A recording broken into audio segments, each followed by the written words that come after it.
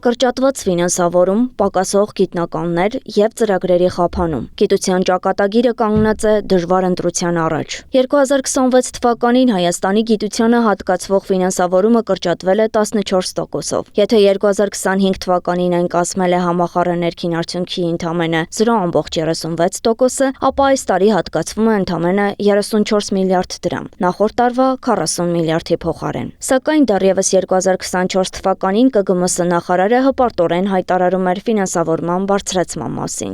Գիտության ֆինանսավորումը 2018-ի համեմատ աճել է շուրջ 280%-ով։ Կրթության փորձագետ Ատոմ Մխիթարյանը կարծում է, որ նույնիսկ նախորդ տարվա հատկացված ֆինանսավորումը չեն կարողացել օգտագործել։ Վերջին տարիներին, այսպես ասած, բյուջեի որոշակի աճ, իբր թե ճակերտներում ասենք որոշակի աճ, որը ընդհատվեց փաստորեն այս տարի։ 26 թվականի բյուջեում մենք ունենք էական կրճատում եւ կրթության եւ գիտության ոլորտում։